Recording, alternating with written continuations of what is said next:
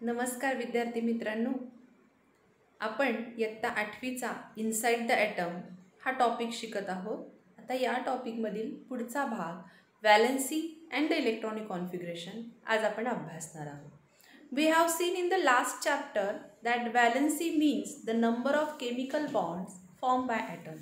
मागील पाठामध्ये आपण पाहिलं होतं की व्हॅलन्सी म्हणजे काय, the number of chemical bonds formed by the atom, म्हणजे एखाद्या अणूनं तयार केलेल्या रासायनिक बंधांची संख्या म्हणजेच valency. We also saw that generally the valency of an element remain constant in a compound. हे पण आपण पाहिलं होतं की एखाद्या संयुगामध्ये एखाद्या एलिमेंटची व्हॅलन्सी किंवा संयुजा ही काय राहते, स्थिर राहते. हे सुद्धा आपण अभ्यासलेलं आहे.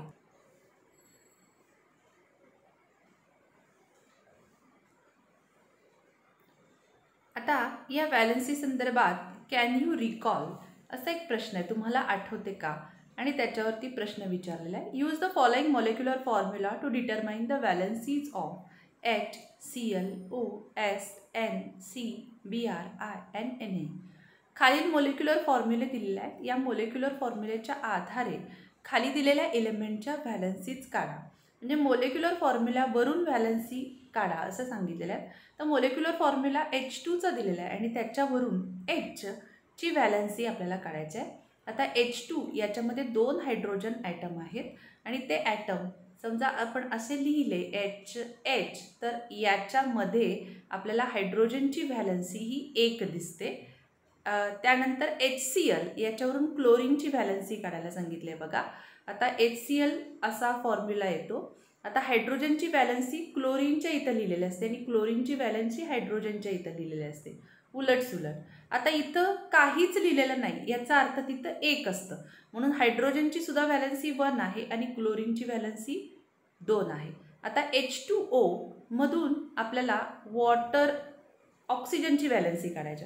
आता H2O फॉर्म्युला असा दिलेला आहे, Hच्या शेजारी जी लिहिली आहे ती ऑक्सिजनची व्हॅलन्सी आणि ऑक्सिजनच्या शेजारी जी लिहिली ती हायड्रोजनची. म्हणजे हायड्रोजनची व्हॅलन्सी ऑक्सिजनच्या शेजारी काहीच लिहिलेलं नाही, म्हणजे 1 आहे आणि ऑक्सिजनची व्हॅलन्सी किती आहे, 2 आहे. तसेच NH3 याच्यावरून आपल्याला सांगता येतं की हायड्रोजनच्या शेजारी लिहिले ती नायट्रोजनची व्हॅलन्सी. हायड्रोजनच्या शेजारचा अंक आहे 3, म्हणून नायट्रोजनची व्हॅलन्सी 3. त्यानंतर CH4 वरून कार्बनची व्हॅलन्सी काढायला सांगितले. आता CH4मध्ये कार्बन आणि हायड्रोजन आहे, हायड्रोजनच्या शेजारी 4 लिहिले आणि म्हणून कार्बनची व्हॅलन्सी किती आहे, 4. आणि कार्बनच्या शेजारी 1 लिहिलेलं आहे किंवा काहीच लिहिलेलं नाही, म्हणून हायड्रोजनची व्हॅलन्सी 1 आहे. आता HBr याच्यामध्ये ब्रोमिनची व्हॅलन्सी, आता ब्रोमिनची व्हॅलन्सी हायड्रोजनच्या शेजारी लिहिली असणार, हायड्रोजनच्या शेजारी काहीच नाही म्हणजे 1 आहे, म्हणजे ब्रोमिनची व्हॅलन्सी 1 झाली. HIमध्ये आयची व्हॅलन्सी सुद्धा अशाच पद्धतीनं 1 आणि NaHमध्ये Na ची व्हॅलन्सी याच पद्धतीनं आपल्याला 1 आहे असं सांगता येईल. त्यानंतर खाली काही प्रश्न विचारलेले आहेत पहा आपल्याला. Use your brain power. याच्यामध्ये पहिला प्रश्न आहे, what are the symbols used for the shells which accommodate the electron in the various atom. म्हणजे ॲटममध्ये ज्या वेगवेगळ्या कक्षा आहेत त्या कक्षांमध्ये इलेक्ट्रॉन असतात, त्या कक्षा कोणत्या सिम्बॉलनं दाखवल्या जातात. आता त्या कक्षा आपण बोर्स मॉडेलमध्ये बघितलेल्या आहेत. कक्षा क्रमांक 1 ही K सिम्बॉलनं दाखवली जाते, कक्षा क्रमांक 2 ही L सिम्बॉलनं दाखवली जाते, कक्षा क्रमांक 3 N, कक्षा क्रमांक 4 O. ठीक आहे, KLMNO या पद्धतीनं. What is the symbol of ordinal number of innermost shell. Innermost shell म्हणजे सगळ्यात आतली जी शेल आहे तिचा ऑर्डिनल नंबर आणि सिम्बॉल सांगा. ऑर्डिनल नंबर असतो 1, सर्वात आतली न्यूक्लियसच्या जवळची सेल, आणि तिचा सिम्बॉल आहे K.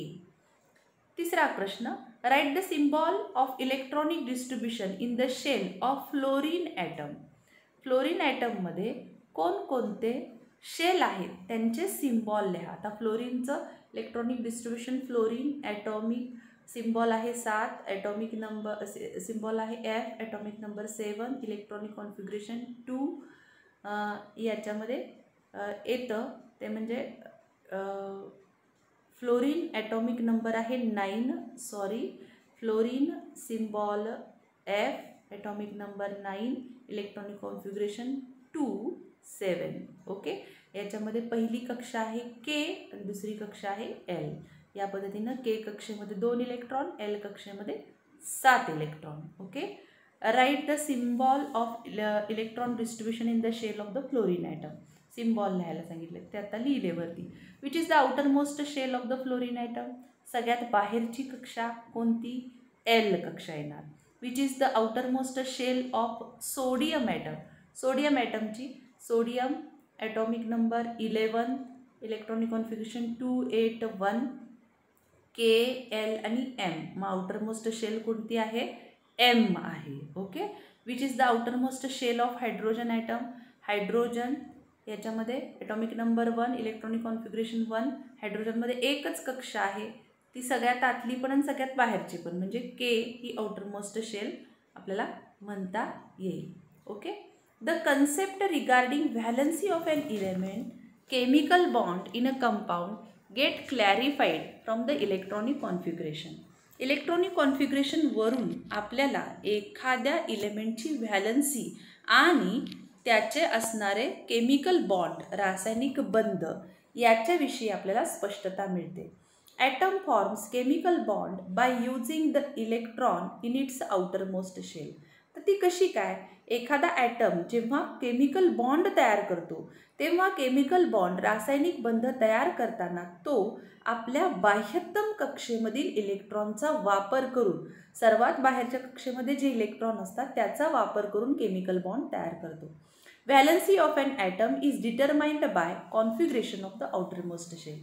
आणि म्हणून एखाद्या इलेमेंटची व्हॅलन्सी काढायची असेल तर ती काढण्यासाठी त्या इलेमेंटच्या आउटरमोस्ट शेलमध्ये जे इलेक्ट्रॉन आहेत त्या इलेक्ट्रॉनच्या संख्येवरून ती व्हॅलन्सी काढली जाते. म्हणजे त्याच्या आउटरमोस्ट शेलमध्ये किती इलेक्ट्रॉन आहेत, इलेक्ट्रॉनची संख्या किती आहे याच्यावरून त्याची व्हॅलन्सी ठरवली जाते. Therefore the outermost shell is called valence shell.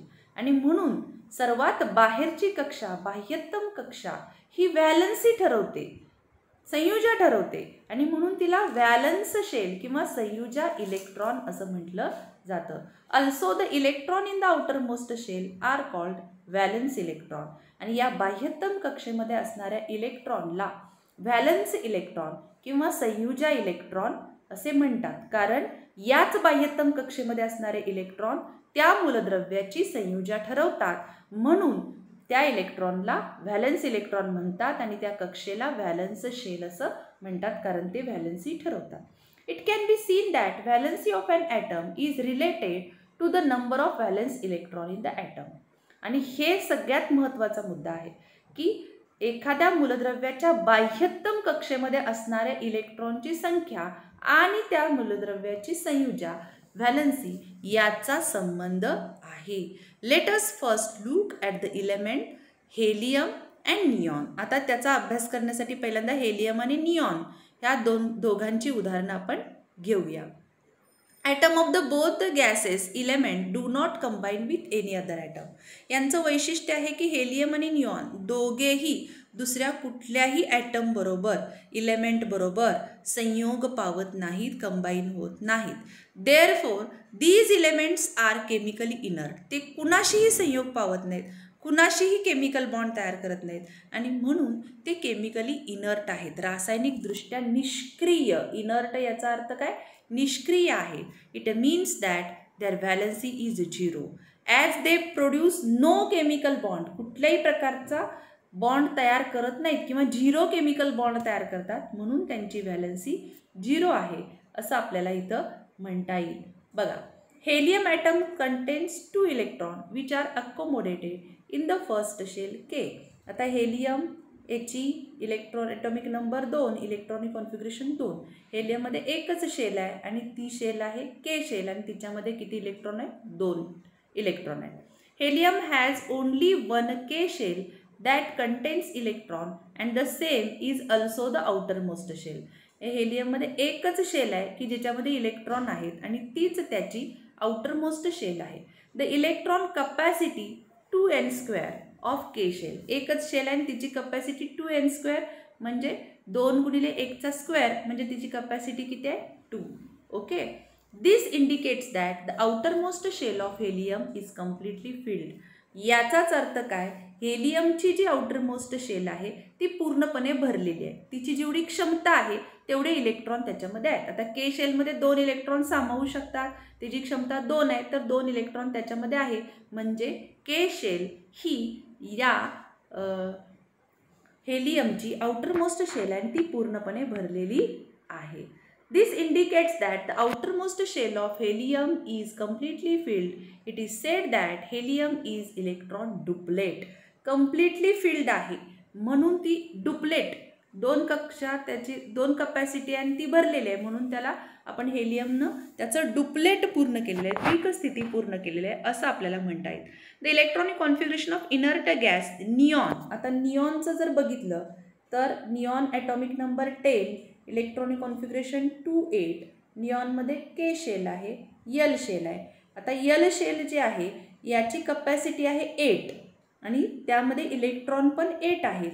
म्हणजेच निऑनची हीच आउटरमोस्ट शेल आहे आणि ही आउटरमोस्ट शेल तिच्या कपॅसिटीनं पूर्ण भरलेली आहे. म्हणजे 8 इलेक्ट्रॉन त्याच्यामध्ये आहेत. म्हणजे निऑननं त्याचं ऑक्टेट पूर्ण केलेलं आहे. म्हणजे निऑन ही valence shell of neon is completely filled and it is said that neon has electron octet. आणि निऑननं त्याचं अष्टक पूर्ण केलेलं आहे. आता अर्गॉनचं बघूया. अर्गॉन इज एन इनर्ट गॅस. अर्गॉन हा सुद्धा इनर्ट गॅस आहे. Atomic number 18, 281. 288 त्याचं इलेक्ट्रॉनिक कॉन्फिगरेशन. आउटरमोस्ट शेल ही आहे ती यम शेल आहे. तिची कपॅसिटी 18 आहे परंतु त्याच्यामध्ये 8 इलेक्ट्रॉन्स आहेत आणि ते 8 इलेक्ट्रॉन म्हणजे अर्गॉननं सुद्धा त्याचं ऑक्टेट कंप्लीट केलेलं आहे. आणि अर्गॉन हा केमिकली इनर्ट आहे. म्हणजे इथं व्हॅलन्स इलेक्ट्रॉन जर ऑक्टेट किंवा डुप्लेट कंप्लीट केले असतील तर त्यांची व्हॅलन्सी ही 0 येते कारण ते कुठल्याही इलेमेंट बरोबर कंबाईन होत नाही. However, in argon there are only 8 electrons in the valence shell M. It means that there are 8 electrons in the valence shell of inert gases. That is an electron octet. म्हणजे अर्गॉननं सुद्धा त्याचं octet complete केलेलं आहे. From this it is understood that the valency is 0 when electron octet or duplet is completed. म्हणजे यावरून आपल्याला काय समजतं, या 3 उदाहरणावरून हेलियम, निऑन आणि अर्गॉन ज्या इलेमेंटनी त्यांचं डुप्लेट किंवा ऑक्टेट कंप्लीट केलेलं आहे, म्हणजे ज्या इलेमेंटच्या आउटरमोस्ट शेलमध्ये 2 किंवा आउटरमोस्ट शेलमध्ये 8 इलेक्ट्रॉन आहेत, त्यांनी 2 म्हणजे त्यांच्या कपॅसिटी एवढे, ओके, डुप्लेट किंवा ऑक्टेट कंप्लीट केलेलं आहे, त्यांची व्हॅलन्सी ही 0 असते. The electronic configuration of element other than inert gases show that they do not have electron octet or their electron octet are incomplete. आता इनर्ट गॅसेस सोडून बाकीचे जे इलेमेंट आहेत त्या इलेमेंटचं इलेक्ट्रॉनिक कॉन्फिगरेशन जर आपण पाहिलं तर त्यांचं ऑक्टेट हे अपूर्ण आहे किंवा ते ऑक्टेट कंप्लीट करू शकत नाही. Regarding hydrogen it can be said that electron duplet is incomplete. आणि हायड्रोजनच्या बाबतीमध्ये आपण त्याचं डुप्लेट इनकम्प्लीट आहे, द्विक स्थिती अपूर्ण आहे असं आपल्याला तिथं म्हणावं लागेल. Atom of all the element except inert gases have tendency to combine with other atom. सर्व इलेमेंट्स इनर्ट गॅसेस सोडून त्यांचे ॲटम जे आहेत त्यांची दुसऱ्या ॲटम बरोबर कंबाईन करण्याची, संयोग पावण्याची प्रवृत्ती असते. म्हणजेच meaning that they have non zero valency. आणि ते दुसऱ्या ॲटम बरोबर कंबाईन होतात याचाच अर्थ त्यांची संयुजा 0 नाही किंवा 0पेक्षा वेगळी आहे. You have seen from the formula of molecules formed by combination with the hydrogen, for example H2 आणि HCl, that valency of hydrogen is 1. या अगोदर आपण फॉर्म्युल्यावरनं बऱ्याच एलिमेंटची व्हॅलन्सी काढली होती आणि H2 आणि HCl या 2 फॉर्म्युल्यावरून आपण हायड्रोजनची व्हॅलन्सी 1 ठरवलेली आहे.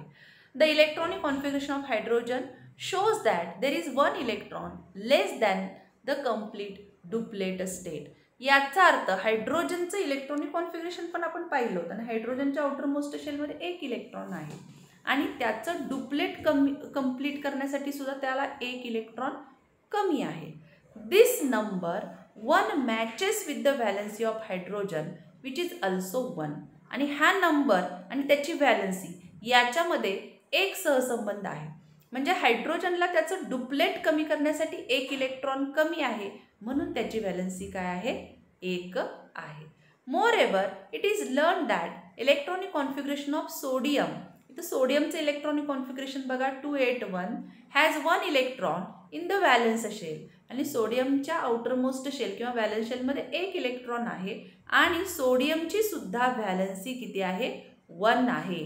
The valency of sodium is also 1 as shown from the molecular formula NaCl NaH. या दोन फॉर्म्युल्यावरनं पण आपण हायड्रोजनची व्हॅलन्सी 1 काढली होती आणि त्याच्या इलेक्ट्रॉनिक कॉन्फिगरेशनमध्ये त्याचा व्हॅलन्स इलेक्ट्रॉन पण 1 आहे हे आपल्या लक्षात येतं. It means that there is some relation between valency of element and the number of electron in its valence shell. म्हणजे या सर्वावरून आपल्याला काय लक्षात येतं की इलेक्ट्रॉनिक कॉन्फिगरेशन जर आपण मांडलं एखाद्या इलेमेंटचं आणि त्याचे व्हॅलन्स इलेक्ट्रॉन जर आपण काढले तर त्याचे व्हॅलन्स इलेक्ट्रॉन आणि त्या इलेमेंटची व्हॅलन्सी यांच्यामध्ये सहसंबंध आहे.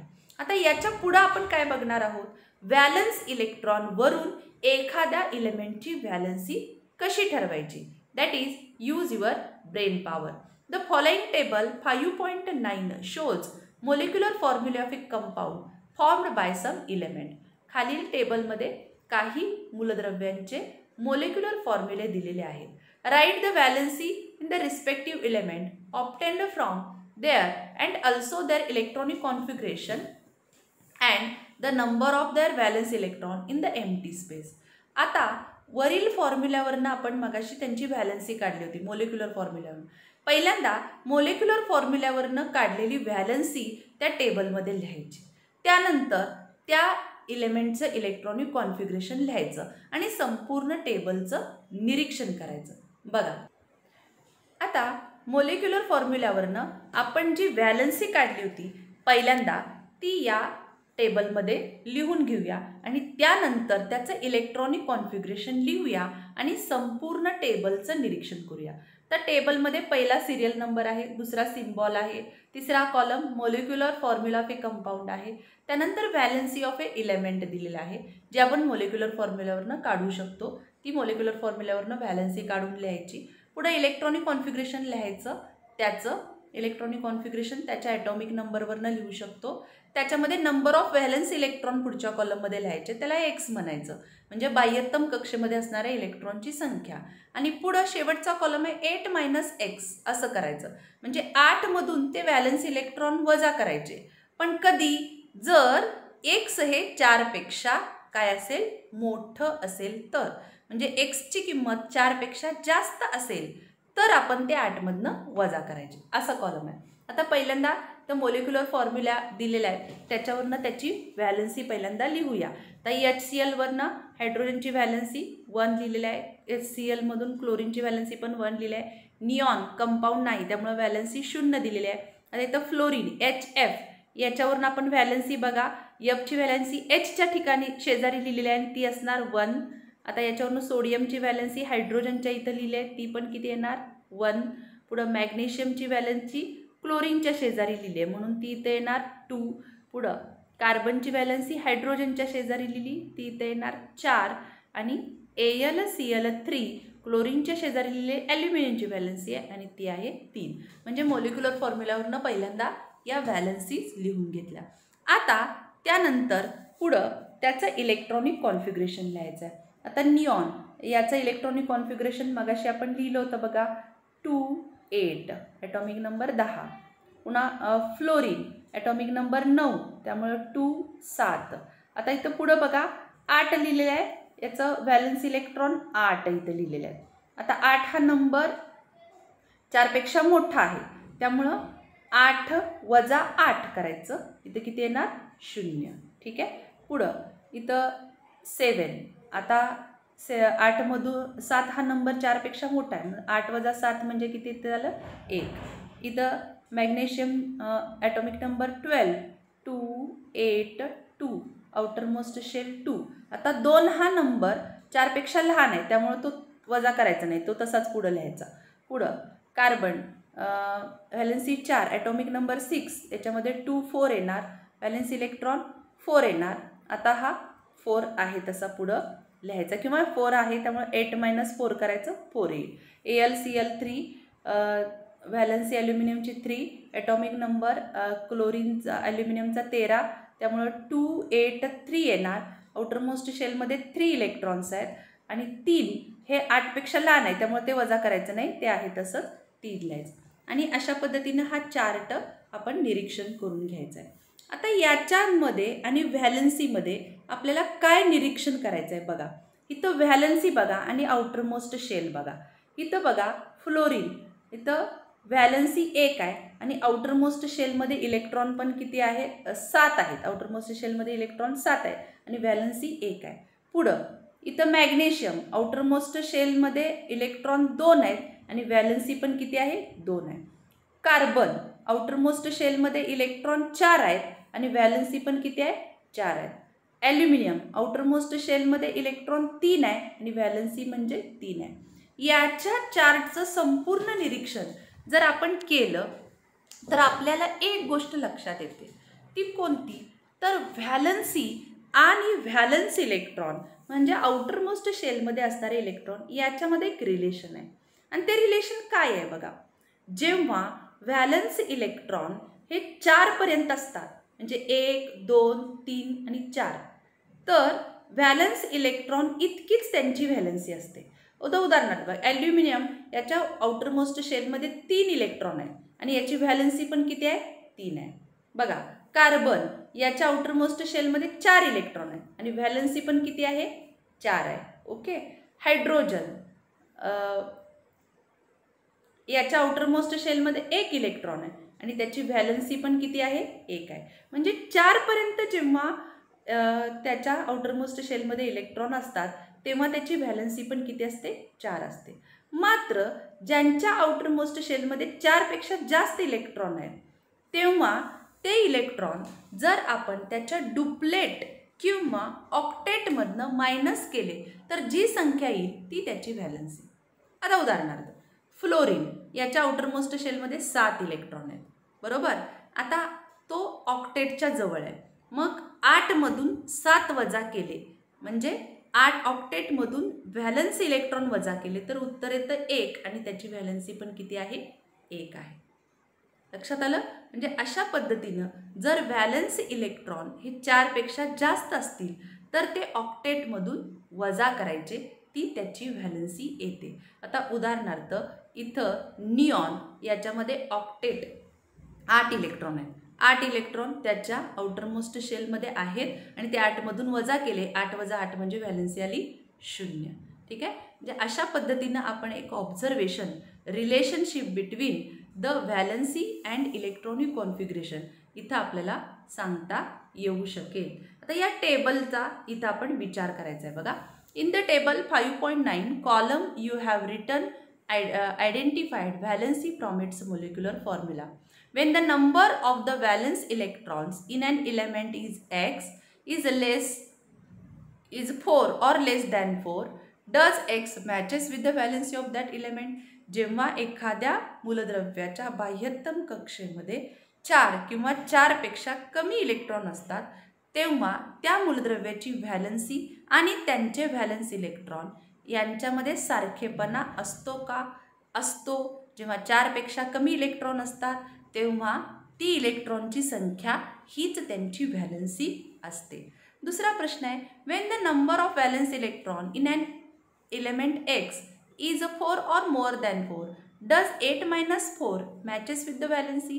जेव्हा एखाद्या एलिमेंटच्या बाह्यतम कक्षेमध्ये 4 किंवा 4पेक्षा जास्त इलेक्ट्रॉन असतात आणि ते जर आपण 8मधून वजा केले तर येणारं उत्तर हे व्हॅलन्सीशी मॅच करतं का?